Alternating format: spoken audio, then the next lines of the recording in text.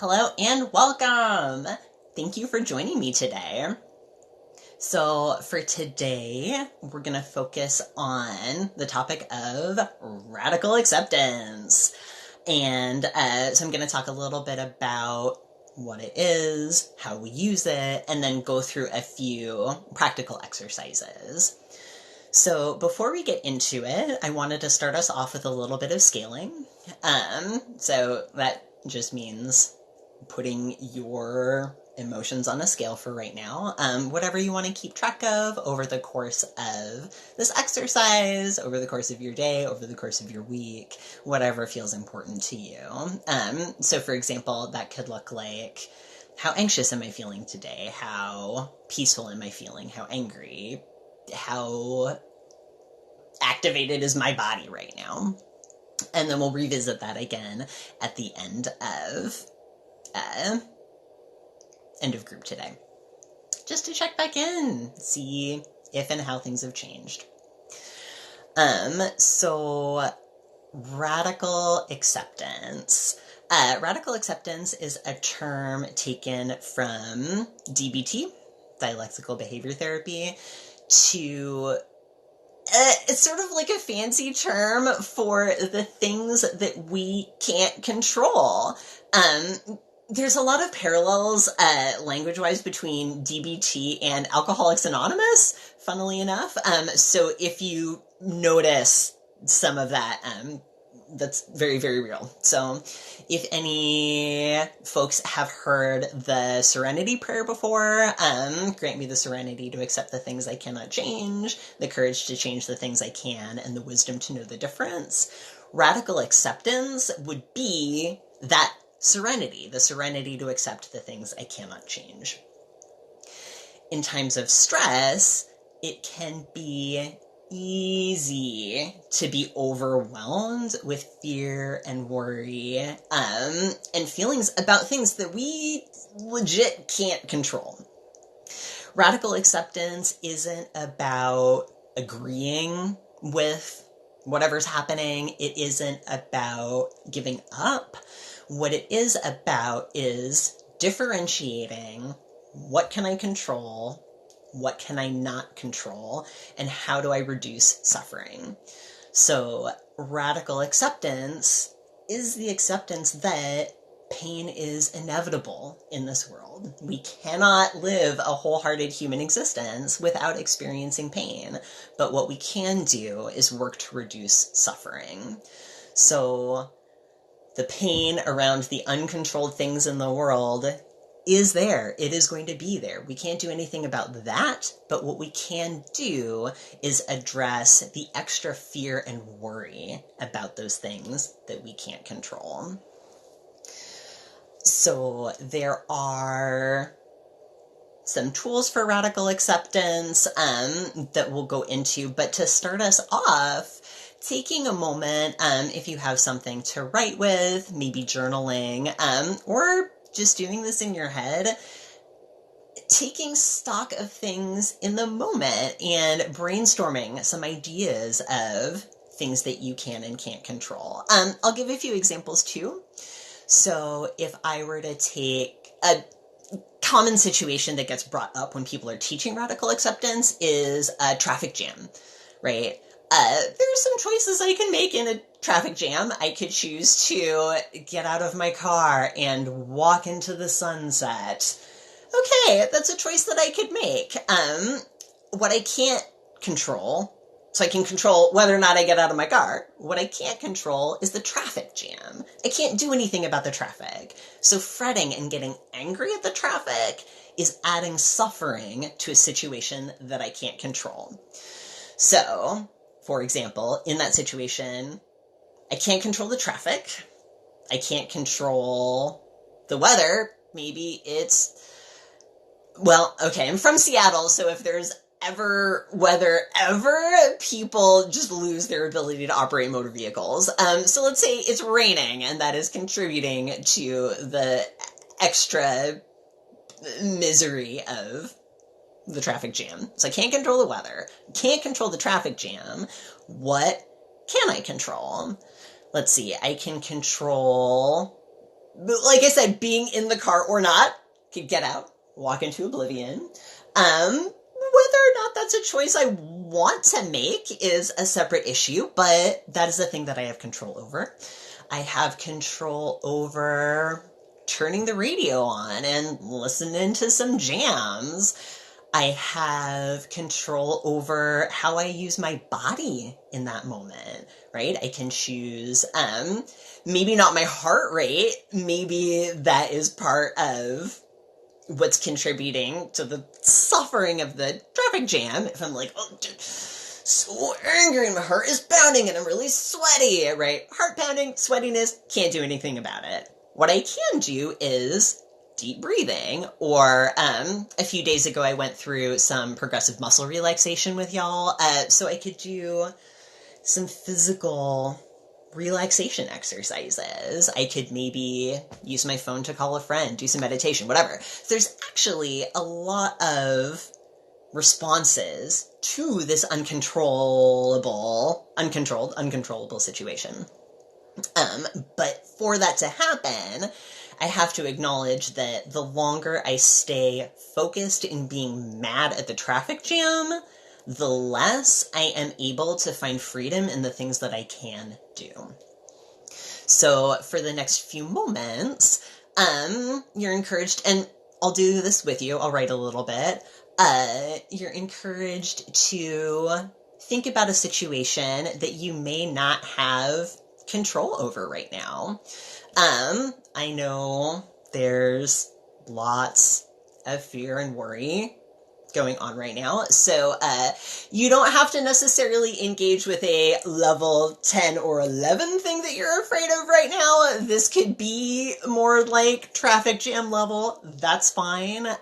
Again, anything that's going to just help you get in that mindset and help practice that differentiation. This is also not about invalidating our own feelings, right? In the traffic jam, like, yeah, it's heckin' frustrating. Maybe I'm late to something or like super have to pee. It's okay to be uncomfortable, and it's okay. There's nothing wrong with having the feelings of anger, the feelings of frustration. But what we're aiming for is to not have that then be the only thing that we are experiencing, or have that experience be so intense that it's overwhelming. I know folks can have a tendency, myself included, to be like, stop it, Kian, why are you feeling like that? You shouldn't feel like that. Like, that voice is not useful right now. You're gonna feel how you feel. That's okay. Let's figure out some other stuff to do as well. All right. So for the next few moments, I'm gonna hush a little bit and give us some space to get some of those thoughts down. And I might be interjecting every once in a while with some ideas around if you're getting stuck, some areas to look at of like, is this a thing you can control? All right. Okay. I'm gonna shift my camera around a little bit. Ooh. Okay.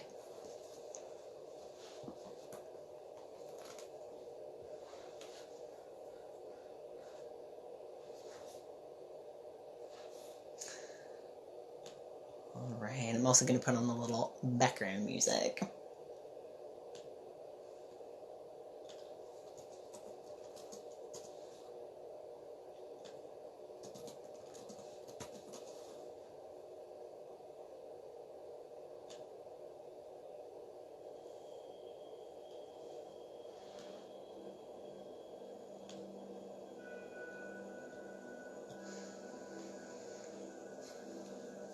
And if you find yourself starting to get overwhelmed with the situation, when you notice that you are getting sucked into the what ifs and the things that you can't control, you're encouraged to engage some of your mindfulness skills and draw attention back to your breath.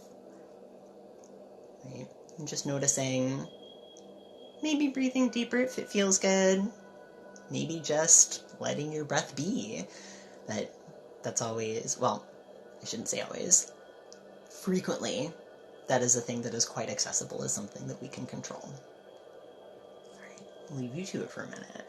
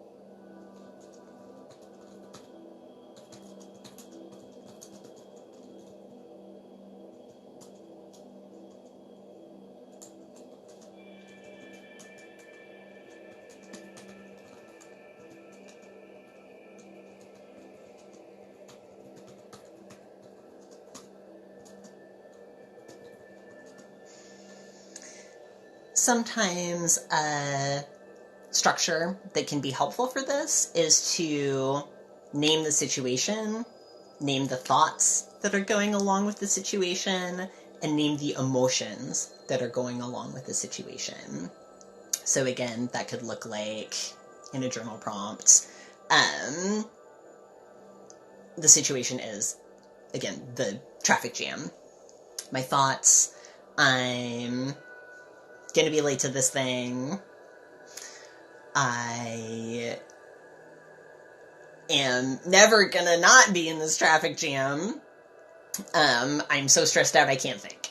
And then I could write my emotions. My emotions are frustration, hopelessness, worry, right? So you are naming the situation, the stressy thoughts that are coming along with that situation, and the emotions, the suffering that the situation is bringing up.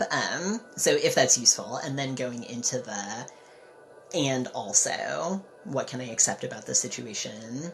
What are some things that I can do about the situation? And sometimes acceptance is just sitting with it and saying, maybe there's nothing to do. I yield to this. I yield to the situation. And I understand, yeah, this might be uncomfortable for a bit. I might be stuck here a while. And also, there's nothing I can do about it. It's okay.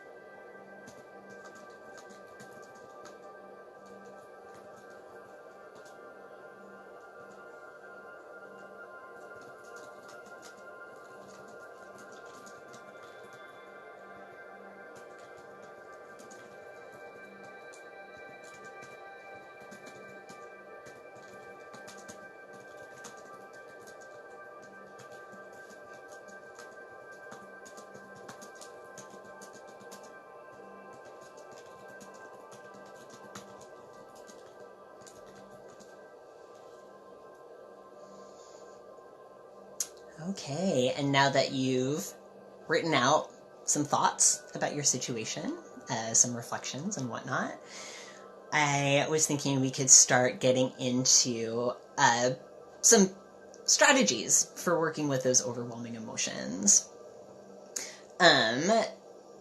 So I wrote my own notes. This could look a couple of different ways. Where do I want to start? Okay.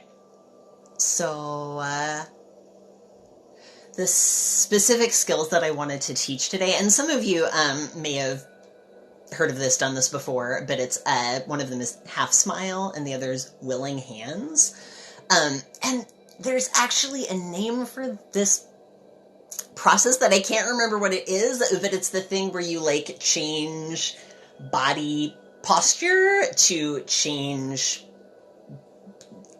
stuff that's happening in your brain. So like power poses and the like. So this is a variation on that theme.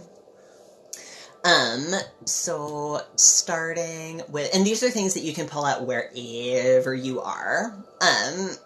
So you don't have to worry about having a journal or a phone or music or whatever. This is just you, yourself, and your body. So half smile, is also, you can think of it as the Mona Lisa smile. So when you are in that stuck situation, especially if you're dealing with like anger, is to, it's hard to both talk and demonstrate it. So I'm going to demonstrate it first. Right? So just a slight upturn at the corners of the mouth. You're not like grinning, because when you're combining the physical act of grinning with the internal experience of escalation and deregulation, that actually tends to go into like lizard brain of like showing teeth as a form of aggression. So that can get weird quick and actually escalate you even more. It's also not really meeting yourself where you're at. You're not like level 10 happy, you're like level 10 stressed out. So saying like, okay, your stress is right here, meeting that with a sort of physical shape that's like, okay, I recognize we're still stressed out. We're not real happy right now, and that's okay, but we're like maybe a little bit happier. Not even happier, but we're pretending we're a little bit more regulated. And the longer that you can spend in that sort of half smile state, can actually start to re-regulate a little bit, keeping your face a little bit soft, non-threatening, can start to diffuse some of those big emotions. So willing hands is the other body position, and it's sort of hard based off of the angle that my chair is in, but whoop-de-doo, if you're so sort of your hands are going to be down, resting on the tops of your thighs or armrest, wherever you're at, and just holding your hands open and relaxed in a position of willingness to receive whatever's coming your way. This can be a great physical posture for when you're really finding yourself trying to resist a situation. So when it's like, no, this isn't happening to me, or no, I need to fight against this, that willingness, that openness to say, like, no, I'm not going to fight against this because I can't. And that's okay. I'm going to open myself to this experience, even if it hurts, even if it's uncomfortable, even if I don't like it. I am going to stay open and receptive. There's nothing to do but just be in these moments. So for the next few minutes, you're invited to go back to that situation that you were thinking about, that uncontrollable situation, and then pick either half smile or willing hands. And maybe something that can be interesting is doing a quick body scan ahead of time of like, how does my body feel when I think about the situation? What sensations am I noticing? Picking either half smile or willing hands. And we'll spend a few minutes with whichever one of those you choose. And at the end, while you are still doing the exercise, I'll lead us through another little mini body scan. And again, there's no destination or outcome for this. This is just noticing if and how internal sensations shift as you try these different exercises. Okay, so in your own time, as you're ready, you're invited to settle into whatever posture feels okay in the moment.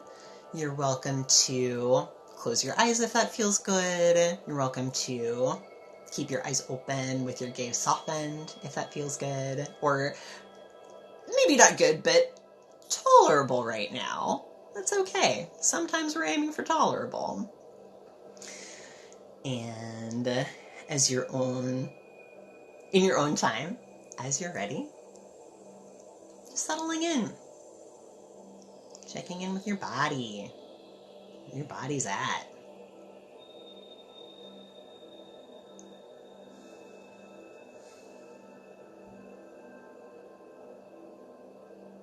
Checking into your breath. Where your breath is at.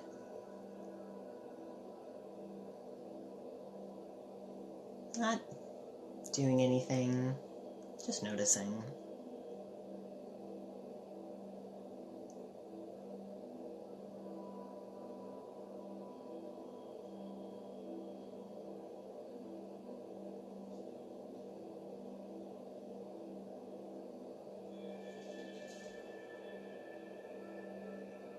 If you're choosing half smile, maybe possibly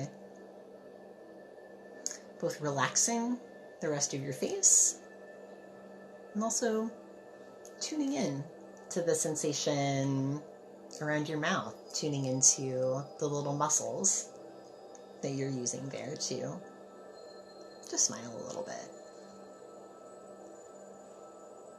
If you're using willing hands, maybe noticing the sensations in your arms, in your joints.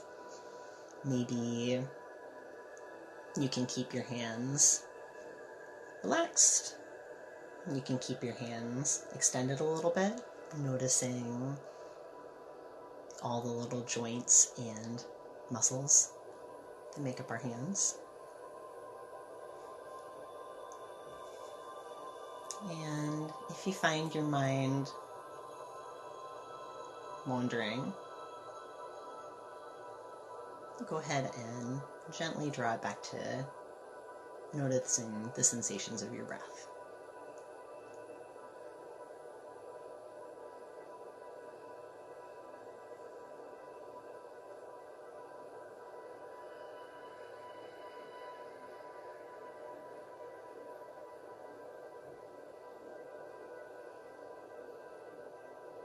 Now, in your own time, as you're ready, calling that situation that you picked to mind.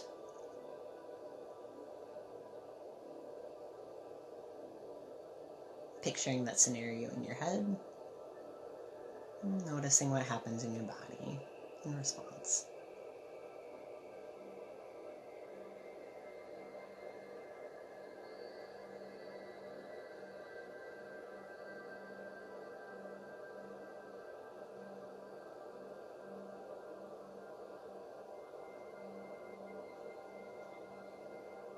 And when you have a solid sense of that scenario, picturing what it might be like to radically accept that situation as it is, nothing to be done, and just allowing it to be, and feeling yourself allowing it to be.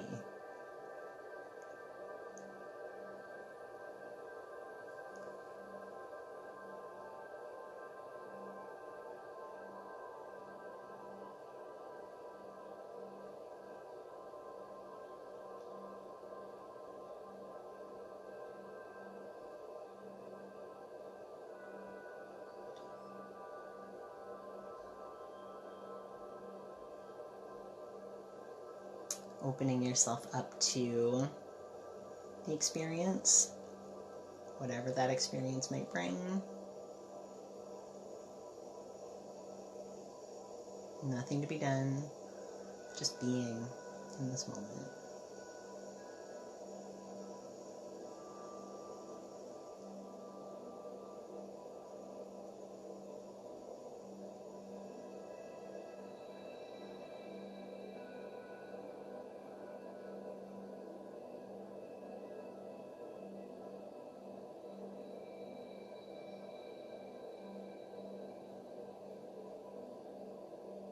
Feeling into acceptance as a choice that you're making.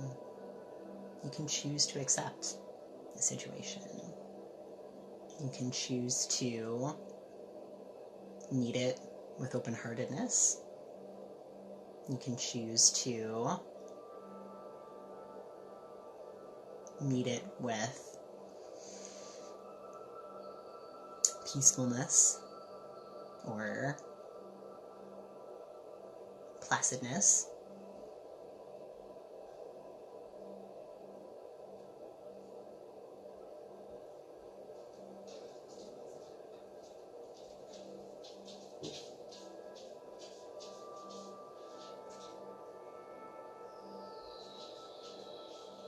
It's also okay to allow the full sensation of emotion.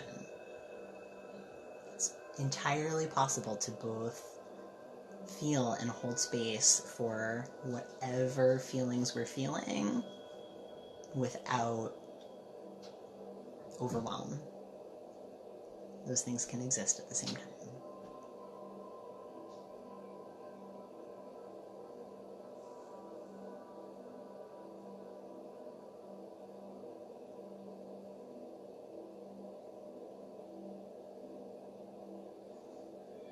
And now that we've spent a few minutes in this position, taking a moment, if it feels interesting, to do another body scan. Noticing, what does your body feel like? What is your heart doing? What does your temperature feel like right now? Just what's going on? Noticing anything that's shifted or not shifted. That's okay. Just with open-hearted curiosity.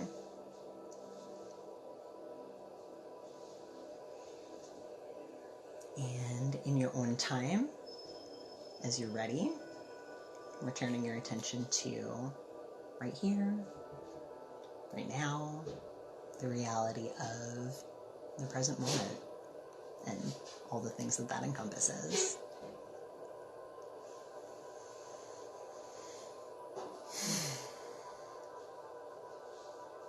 All right, and before we end for today, I'll put out another invitation if it seems interesting to revisit your scale. So whatever emotion or sensation you started tracking at the beginning of this exercise, just checking in with it now, seeing if that number's changed, if it hasn't changed.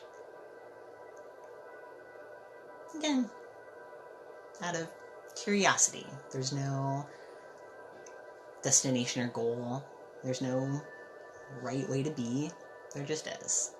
There is how things are right now and in this moment.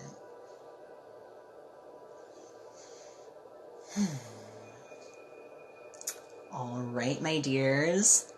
Take care. Good luck out there. And I will see you again bright and early on Friday morning.